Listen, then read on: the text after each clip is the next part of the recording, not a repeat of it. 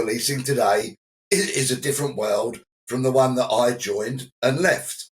However, there are, of course, considerable pockets of concern where we have police officers who are of a particular type that perhaps exercise their biceps more than their brains, hold deeply misogynistic views, and are clearly the kinds of that need to be rooted out and banished from policing forever.